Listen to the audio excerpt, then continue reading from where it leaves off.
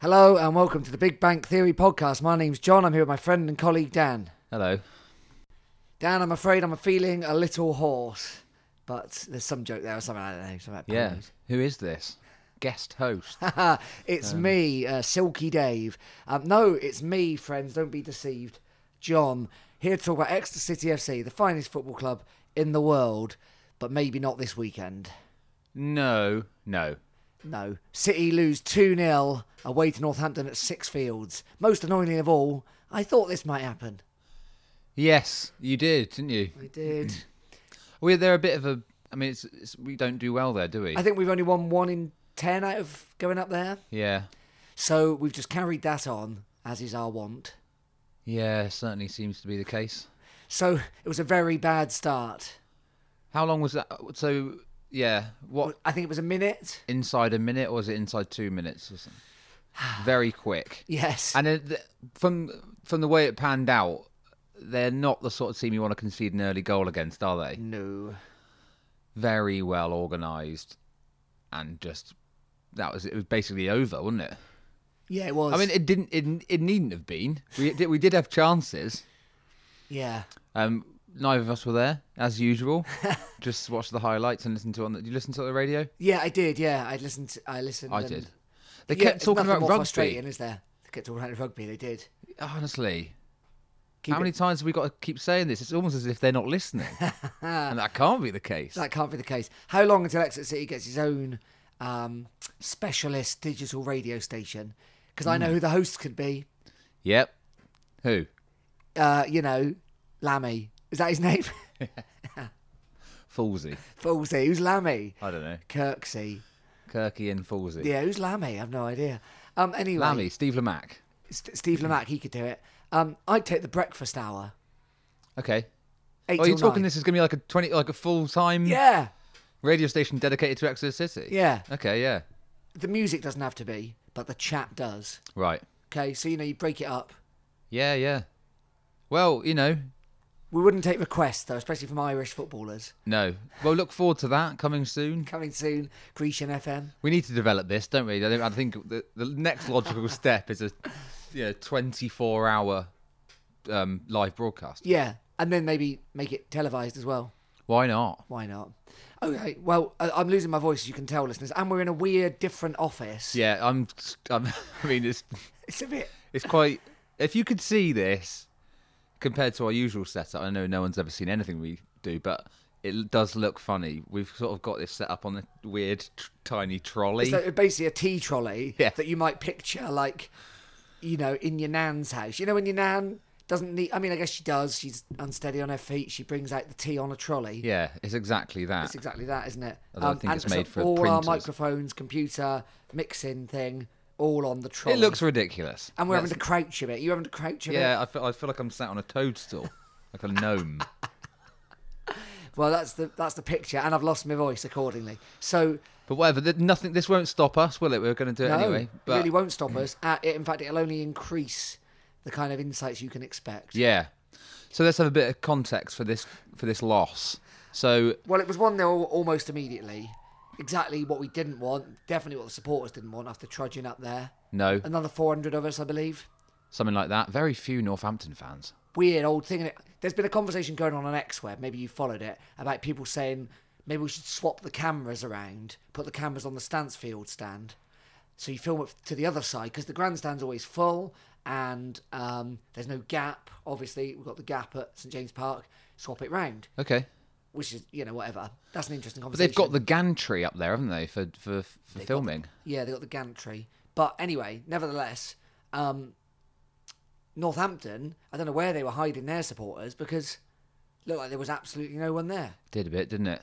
They're into rugby up there, aren't they? So maybe they appreciated that commentary. Do you think because their ground's called Sixfields, it's like a gamble if you go to the right Yeah, field? people don't know which one to go to. You've gone to one of the first 5. It's Yeah. miles to walk. So that was that. No one there. No. 400 of our lot. They did really well, didn't they, Northampton? I mean, you have to say, and they're a team that have very much got something to play for. Yep. They're still well in with a shout for the playoffs. They're a bit up and down, aren't they, in terms of their form, but their home form's decent. They're all down in the dumps about it, the supporters. Yeah. But I mean, come on, lower your expectations. Like, in a way, I kind of feel like we have got a bit more kind of a stake in expecting or wanting to be fighting, pushing for promotion because we've come so close in recent years, you know? Yeah. But I'm not sure they, managed your expectation, boys. You're about where you should be. I would think so. Keith Curl, of course, manager. Yeah, we got Curly in now. Surely we'd be gunning for the top 3. Apparently not. So anyway, they didn't do them any harm. We then had loads of chances, or certainly loads of the ball first half. Yeah, we had a lot of possession, but I don't know what you call it. I guess it's 45-degree angle crosses. So we're talking like crossing from deep. Crossing from deep, you'd call it, Dan, wouldn't you, if you knew what you're talking about? So some like 35, 40 yards out, you're hitting it in at an angle into the box. Yeah. Bowman had one really good chance where he didn't seem to do anything. That was from the Dickinson cross from deep again, from the left, and it was an absolutely delicious cross. And that's good. That's one positive that's what we need. It's a good thing that he's got that, and that he's getting in that first team now and can do those sort of things. But if you can't get on the end of them, then but it's lovely. And it was like, but he seemed to miss it by a whisker. But like he did that. He seemed to do that thing where he didn't know which part of his body to put on it, so he put none on. Yeah. And so it kind of went past at chest height when. But I think those crosses from deep sort of say one thing which seemed to be happening, that we couldn't seem to run. We weren't running at their fullbacks. We weren't taking on the. No. It sounded like from the radio that Williams was having no luck at that at all, and I think obviously they were very much like kind of targeting him, as we and everyone else kind of expected, and we can expect for the rest of the season. They're just going to try and nullify Williams, and that seemed to do the trick. And then he started trying to get in behind, balls in behind for him to run onto, and that seemed to. He had a bit more joy with that, but not enough to make anything happen. There's also the chance for a Jose in the first half, wasn't there, where the keeper sort of absolutely spoons it. Yes. A clearance, slices the ball up into the air. Matt Jay's running onto it, but Jose's right there and he thinks he's offside, so he just kind of holds his hands up and moves out the way.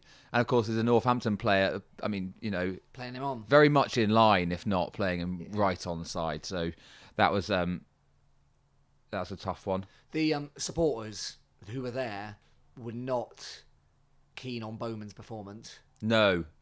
Yeah, I heard a lot of that. Really down on it. Yeah, not enough movement was one of the complaints I read, and disappointing, isn't it? Because he didn't play in the Portsmouth game. No, I remember at one point in the highlights you can see Bowman and Jose both chasing after the same channel ball, and it's just like, you shouldn't be both. That shouldn't be happening, should it? No, bad day at the office for them, I think. Matt J, of course, started over Law, like we've all been clamouring for, really.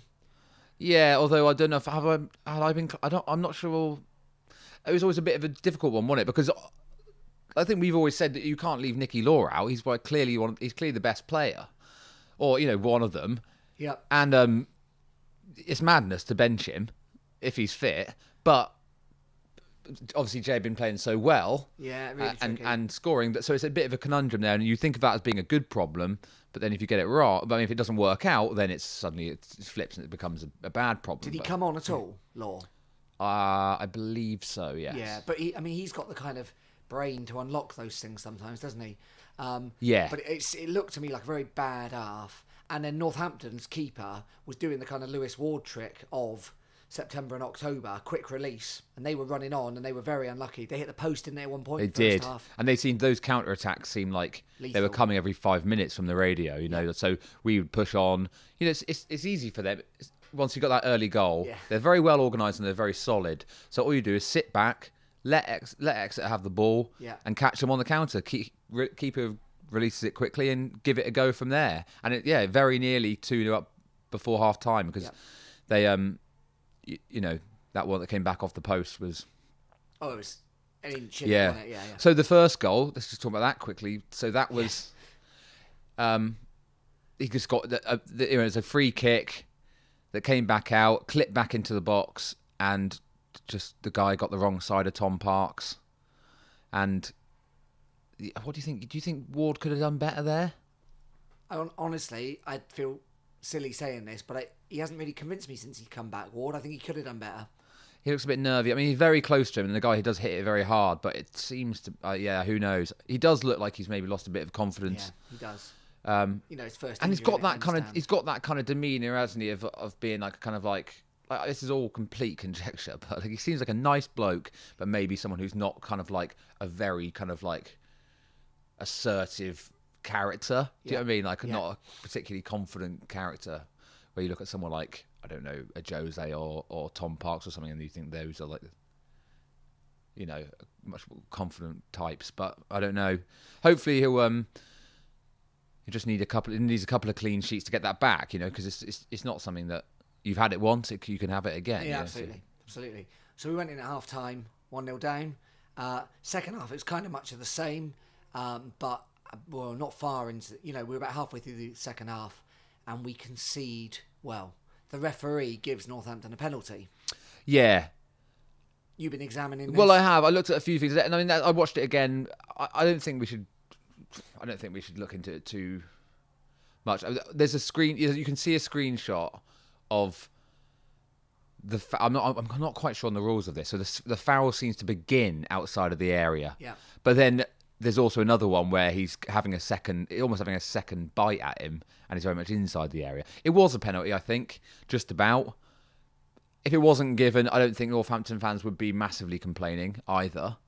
But it's one of them, innit? And I think he didn't. Well, I don't really think Sweeney needed to do that. No, that's the downside to it, isn't it? There was two defenders already back the right side of the ball, so it was a silly one. Sweeney's just got that kind of brain, hasn't he? That just very occasionally that switch goes off or goes on, whichever way. Unfortunately, yeah, he does something mad. It's always in there with him. Yeah, and it's you know, he does get a hard time. I think he's better than some of the criticism he gets. Yeah, and I think probably he does a lot more good than he does bad. But he's a good player, a useful player, but he's always got a mistake in him. You know. Yeah, and. You know, that's just the way it is. And I suppose that's probably why he's a League Two player and not, you know, a Premier League player. Yeah, it was kind of the opposite of the Portsmouth performance, wasn't it? Portsmouth, we did everything we needed to do to be in the game towards the end. Yeah. Whereas this was, we'd blown it within seconds and then we continued to blow it because that penalty didn't come. It wasn't the 88th minute, you know. No, yeah, of course. So, and there could have been, we were still in the game at that point, weren't we? I mean, on paper, we were still in the game. So... Yeah, tough one to take, but Swindon won, didn't they? And Crewe won. Yeah, but Argyle drew. Yeah, at home to Cambridge. Yeah, so every cloud. Well, it keeps us still in third place, still in the automatics. So if you are a fan of these kinds of lists, I've got one for you. So the league currently looks like this. Swindon top 66, Crewe second 64, Exeter City third 63, Plymouth Argyle fourth 62, Cheltenham fifth 57, and then it drops down. Northampton in seventh on 55, Port Vale in eighth on 55. After that, the gap really opens up. Bradford ninth 51, Forest Green really have lost the plot. Yeah. 10th in the league, 35 games played, 46. So there's only 9 teams left in it. Yeah. Like really, honestly, Forest Green are not getting in the playoffs. 9 points adrift. And Exeter City would have to do something pretty disastrous to drop out of the playoffs. Yes. I'm not saying we can't. No. We've got all sorts of gifts that in us. But on current form of, I think we're picking up something like 1.8 points per game, something like that. We should be there, but we want to be. It'd be nice to be still talking about the automatics come April, wouldn't it? You know. Yeah, it would absolutely. And it'd still be in that. At least still be in that contention for that. We don't want suddenly, you know, it could quite easily happen that before we know it, we're 4 points behind Argyle, and then it's just like you're trying to catch up. And it puts more pressure on. I don't know. Whatever happens, doesn't it? But there's 12 games to go. Yeah, there's plenty more to play for. What's slightly frustrating about the loss on Saturday, as well as obviously the lost points, is we now look a long way adrift of Swindon and Crewe's goal average. We always were, but Yeah, but it felt like we were making a bit of ground, didn't it? Yeah. Without them slowing down at all either. Which is part of the problem. We're on plus 12, Swindon on plus 23, Crewe on plus 22, Argyle plus 17, Cheltenham plus 22, Colchester and Northampton plus 14. I'd say plus he's chipping in for some of those 22 for Cheltenham. Yeah, Ruben Reid. Ruben Reid, back from the dead. Really is. Yeah. I mean, I never would have put Cheltenham in the top half even this season. I know. But, well, they did make some signings, didn't they, in the summer and stuff? So yeah, but Ruben Reid was one of them. I'm amazed, but yeah, fair play. I bet Forest Green are kicking themselves because they can't score for love nor money. That's by the by. So that's the current state of the league.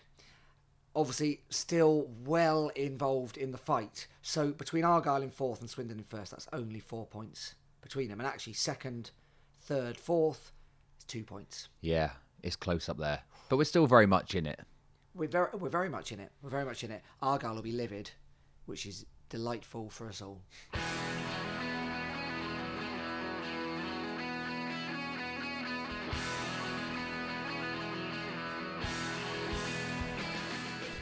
So next up, it's a bumper week in League Two. Saturday bringeth, it's the extra day in February, of course, Dan. Happy leap year to you. Yep. Any What are we supposed to do on a leap year? Well, girls can propose to boys. Well, propose away, girls. Go for it. Bigbankpod at gmail.com. We offer a package deal. Girl, what else can you do on a leap year? My wife might not be too pleased about those proposals. No. Well, so what can you do? I don't know. What It's can I do? kind of like a free day, isn't it? So I tell you what I'm going to do with it. everyone should do it as sort of take it as a kind of like, a holiday and do something you enjoy. Well, I'm going to go to St James Park. Oh, okay. Are we playing on the 29th? Yeah. There you go then. Excellent. So we've got Crawley Town coming to City. The Red Devils. I believe the original Red Devils. Oh, is that right? I think so. Okay. They on their badge, they got this written, Nolly Cedar. I don't know what that is, but he sounds like someone you might sign. A skateboarding trick. Oh, yeah, Nolly Cedar, everyone. Or a kind of wish for the new year. Crawley are having an absolute nothing season, which is the kind of the worst kind of team to play, I always find, City. Yeah. Pressure's off them, I suppose, isn't it? Are they well out? I guess they're well out of the running. They're 12th in the league. Yeah. But they're not losing, they're not kind of disappearing. So in the last 5, they've won 2, drawn 2, and lost 1. Okay.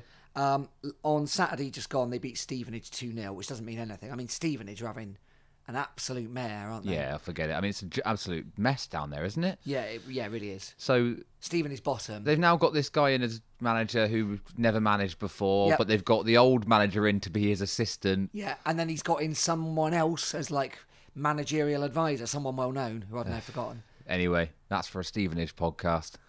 Which would be a depressing listen, no doubt. So they've got John Yems managing them now. Yep. Crawley, who's been there since December. I don't think anyone was getting drawn into relegation because it's been such a weak shambles down there. But they replaced their last manager December. They've got this fella up front, Labella. I think that's how you say it. Like Rubella, but with an L. Who scored 11, so kind of equal to Bowman. Apart from that, they've really got very few. No one of note. No one of note goal scoring. +1 they are on goal difference. So like we said last week, this has got to be a home win. If we want to keep up the chase. Well, after Swindon, after the loss away to Swindon a little while ago, we then went and won three in a row, all 2 at home and away at Macclesfield. Yeah, and then we had that really good Portsmouth performance as well. Yeah, so we need to get back on track in the same way we did then, don't we? It's a similar kind of disappointment in performance and result for those 2 defeats. Yeah. So we know we can do it. We've got 4 out of the next 5 games at home. Yeah, I saw that. That's happened because of the Crewe one being thrown back in, I guess. Yeah, that's right. Okay. And I guess we just had 2 in a row in there anyway, which does happen, doesn't it? So we need to make the most of them. Again, like that's what, like this loss might not be the end of the world as long as we can repeat what we did with the Swindon thing. Because we said, okay, let's move on from that. We've got this opportunity now of 3 games that we should win, and we won all 3 of them. Yeah. So that's what we need to do here as well. I know one of them this is slightly different because we've got to play Crewe, haven't we, at home? Yes. And they're obviously in second place, but that makes that game absolutely massive, does it not? Really does. It really does. So we beat Crawley at their place. Don't forget the People's Pension Stadium. Oh, that old classic. Moxie scored in that game. We won 1-0 back in November. I honestly can't tell you a single thing about that game. Don't remember that. No. But Moxie scored. We just got to get through. We've just got to power through this. Yep. And be ready for Tuesday when we're facing Crewe, or as I like to call it, Crewesday. Ah. Thank you very much. Shrove Crewesday. Oh, that's very nice. Yeah. Except it's a week after Tuesday. Close enough. Close enough. So it's Crewe. So come on down, serving pancakes at the kiosk. Vegan no pancakes. doubt. Yeah. Can you imagine the chaos if they had to flip a pancake before they served us at the outrage. snack hut? Absolute outrage. Do you call it a snack hut? A refreshment lobby? Sure. What else would you call it? Kiosk. Kiosk. Yeah. Weird word, isn't it? Kiosk. I like the word kiosk. It reminds me of sort of, time gone by. Mid-90s Princess A. Yeah. Yeah, okay. Or getting an ice cream at the kiosk on the Exmouth seafront. Yeah, before it got washed away by global warming. Is it washed away or burnt down? Wasn't it the Pentagon that burnt down? Is that Oh, yeah, they call it that's the right. Pentagon, not the same one. It's not the one. Not the like one the that- American one. I think it might actually be called the Hexagon, not the Pentagon. Oh, yeah, clever. Right. And then the other one that was right on Still the seafront. important decisions being made there. Yeah, about, clotted cream ice cream and that. Yeah. And then the other one on the seafront got How washed many away. cones do we need to order? Yeah. Shall we bomb Iraq? It's It's two kind of anyway. similar. Yeah, one did get washed away, didn't it? Yeah. Haven't been to Exmouth for a while. Still I there. plan on keeping it that way. Most of our listeners are from Exmouth, probably. Okay, good luck to you. Good luck to you. So on Crewesday, it's Crewe, second in the league. We drew with them up at their place. Yes. The Railwaymen, they're called, of course. I mean, there's railways everywhere, aren't there? So I don't know why are they claiming that? I think they've got is railways. Isn't that basically right about Crewe? It's like a high street with a load of railways. Oh, we talked about this before, didn't we? It's just one road. It's just one road. Now they're on a very good run of form. They've won 4 of the last 5. Yeah, The only one they lost, of course, was to Argyle when they had their absolute sitter that they missed. of course. What the main thing you can say about them is they've got this fella up front, Chris Porter, who's 36, scored 11 goals, but loads of their goals have come from midfielders. They got 5 or 6 midfielders who scored like 5 or 6 each.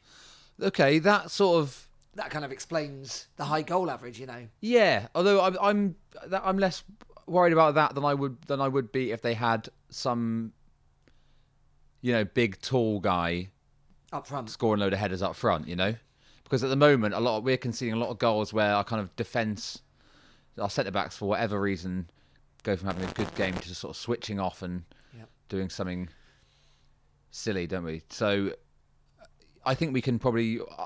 I mean, I might be completely wrong, and they'll score. Every single one of their midfielders will score against us, but I think we can deal with that perhaps better than we could a kind of, a tall, aerial threat.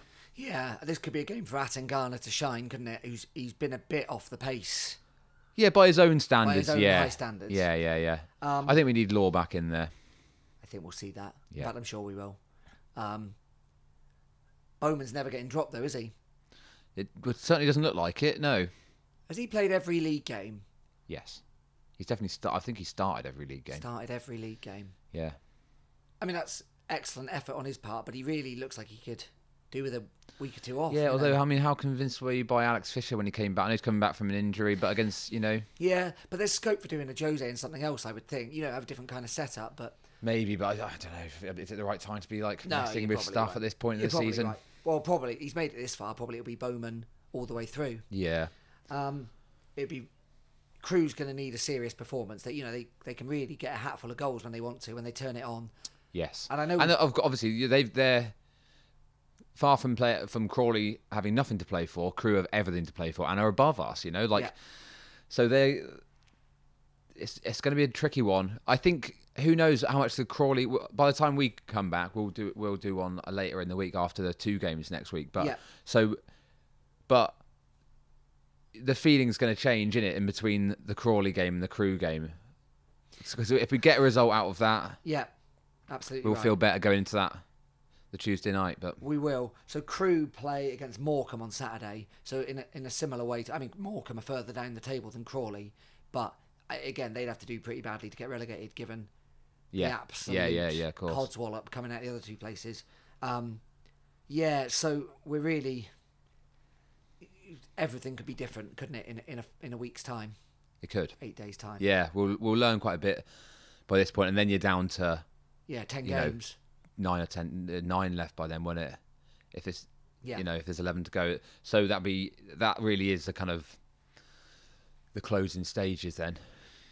Yeah, and our nervous. Running, I am nervous. Our running isn't easy, and No. I think probably Crewe's and Swindon's is easier. And then Argyle's going to be such a massive game. Oh, I know. If we're still in it, if it's like it is now, or anywhere near that, that's humongous. It is, isn't it? Especially if we both keep, if us and Plymouth both keep it up, and if it's third against fourth, when we're going down there, man, I'd love to go. It's gonna be intense. I'd love to go there knowing we didn't have to win. Like if we could go there more than 3 points ahead of them. Oh, imagine it. So what was there? 3 or 4 games to go before then? Yeah. Let's say we win them all. Argyle lose all those games. Well, that would be marvellous. Oh, come on. I don't ask for much. Just the utter destruction of our rivals. That's what I want. Come on. Just Sarcevic has been in excellent form for them. I mean, obviously he's a championship player. Like, they've got some very good players. But we got good players too. I just hope we can be in with a fighting chance when it comes to then. Once Argyle's out of the way, it looks a lot easier. The last month is the run-in. Yeah, I hope we can adapt. I hope we can adapt when things don't go our way. That seems to be the problem. And there's a lot of talk about this substitution situation with us, about how late the changes come. And obviously we've seen it work in recent weeks with the Macclesfield away game. Yep. Where it won us the game, and we've seen it perhaps looking like we've left it far too late to change things in several other games, and I don't know whether that's a shortcoming of Matt Taylor or whether that's, you have to judge him on his results, which so far, you can't really, we're in the automatic places with just a handful of games to go. So, I'm not criticising him. I'm not trying to say you should be doing this. You need to check, but it's a bit of a question mark, isn't it? It is. Yeah. I think when Richardson came on again on Saturday, just gone, he was, running at their fullbacks, and and it looked like something that's what they needed. Because if a team's going to sit back like you against that, you need someone to kind of put it up them, And I think that's what by the sound of it, that's what Richardson was starting to do, but just didn't have enough time to make enough impact. So we'll see. I'm sure. Yeah, what you never get with Taylor, I honestly can't think of a single time when there's been a substitution 10 minutes into the second half. No. I mean, maybe it has happened and we can't remember, but yeah, it's definitely not. It's not a thing he does often. No, and I just think sometimes we really weren't on the boil. Northampton, it wouldn't have done any harm to Law or Fisher or Martin. Lee Martin, Lee Martin was an option that hasn't been using him recently, has he? No. And he is a pain in the neck. Lee he Martin. is, but I don't think he provides much in the way of cohesion, does he? Which is a good thing to have. But Richardson seems like an option that we're using at the moment to come on later in games and just give teams something to think about, something different to think about anyway with his pace and running at the defence, and maybe when things aren't going your way, maybe you want to start doing that sort of thing a bit earlier on, and then you can even switch back or something once you get what you want. But are you going to be happy with less than 4 points? You going to be happy with less than 6 points from these next two? I'm not going to be happy with less than 4 points. No. But of course, if we draw four, against, there's this thing to say. This is unlikely, but if we drew against Crawley but beat Crewe, that's quite different to the other way around. Yeah. It's probably the less likely of the two outcomes. It is less likely, yeah. But I think I would take 4 points for the next two, although I'm, hopeful for more. Hopeful for more. Always hopeful for more. We've had some good communication recently via the email and Twitter and text. Remember, you can always get in touch with us in the normal ways. We're on email, bigbankpod@gmail.com. We're on Twitter @bigbankpod. We're on Facebook, the Big Bank Theory Podcast. Okay, well, what have we had then? You can't just say we've had some good communications and then not say what they were. Oh, sorry. I just like nice reviews. I've appreciated the nice reviews that we've had. Yeah, of course. Oh, yeah, okay, yeah, sure. And You're like, allowing you know, that? and people just generally... Someone had been to the Silkman Cafe. Oh, you're right. Tell us more. I can't remember what he said. He said he had a pork bap or something and then ended up shouting at them. Oh, that's right, because he'd had a few drinks. Yeah. And But he said they were very nice in there. Very so nice. that's, you know, worth knowing. so are we recommending the Silkman Cafe? Well, we're saying it's no, but we are saying it, you know, might be all right. I'd like to see an Exeter City Cafe. Do you think that'd work? I'd go. Yeah. Why not? Why not? You could have Nicky Coleslaw. good. You could have curry and Martin Rice. Yeah. Any more? Yeah. I used to play in a five-a-side team with Martin Rice. Did you? If you're listening, Ricey, remember me? Probably not. I once played against Sufjan Gazghazi. Yeah. Absolutely Piled on skinned the him. pounds, hadn't he? Yeah, I certainly had. Yeah. But enough about me. Yeah. Sufjan.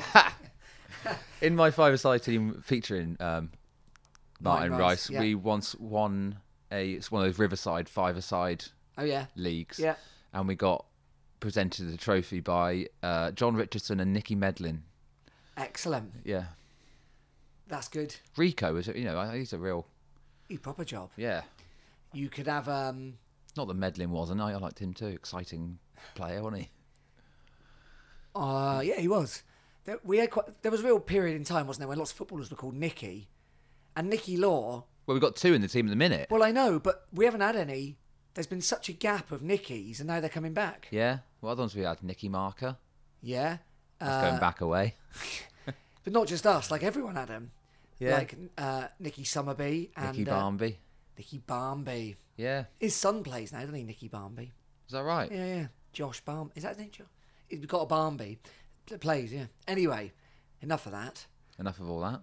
I would like an Exeter City Cafe, so if anyone could please action that. Yep.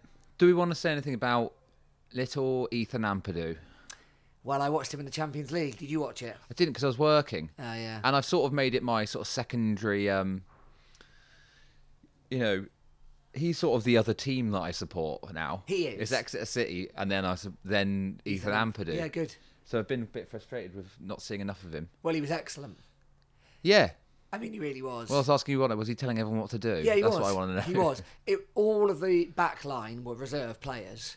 So yeah, it wasn't they had like, a kind of injury crisis. Yeah, so he wasn't bossing around some like absolute legend of the game, but he really controlled it. But he looks completely different without his dreadlocks. I know. Can't really spot him. That's what I didn't like about it when I was watching the highlights. Yeah. You're like, where is he? I know I'm obviously just looking for like a all haircut. the rest. It's not there anymore. But yeah. But no, he was great. Yeah, something about you know, the transfer and the tribunal and all that stuff, and things should change. Well, I'm just trying to, you know, I'm not an expert on this, and I think a lot of people know a lot more about it than us. And so if you're looking for that kind of insight, why are you asking me? There's a really interesting... I know I brought it up. There's a really interesting fella, maybe we can tweet the link out, who runs a degree, or maybe not a degree, but like a master's programme at, I think it's Liverpool University, that's all about football finance and not football management of the team, but like the club. Okay. And they get him on, I think his name's Kieran, I want to say Kieran Moore, and he really gives interesting insights into all this stuff, and they're talking a lot recently about, this...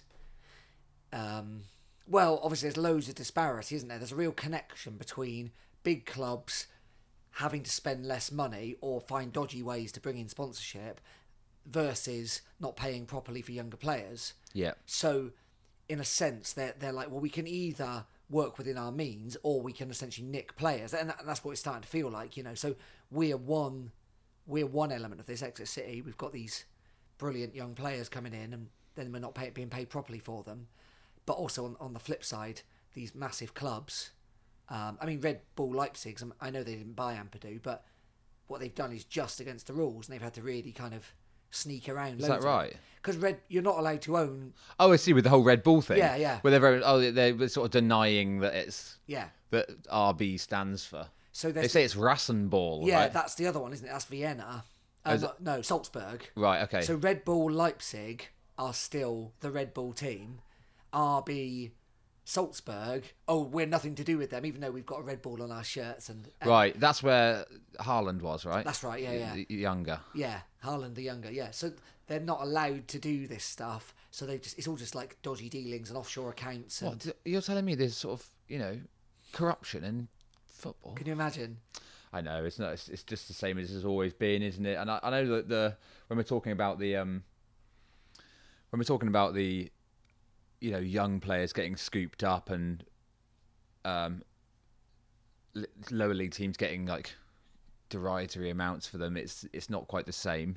It isn't like corruption on that kind of level, but it doesn't seem fair. I know that there are arguments. I think it was old Bee Stung Lundberg face Parkin talking about it, and he's saying, like if these kids have got the option to sign for a big club at age 16, why should we be standing in their way? But which is a point, I suppose. I think that's a point. I think that's completely legitimate that a young man who's got no prospects, like outside of what he does in the game, shouldn't move to whichever club he wants. But they're only one person in the whole machine, aren't they? It's that it's got to be properly... Yeah, and the other thing is, you're talking about such a big difference in the amount of wealth that the two organisations involved in this transaction have got. Yeah. So, okay, he should have a say in it, but then the club should it can just be an enforced minimum, or something like that, because...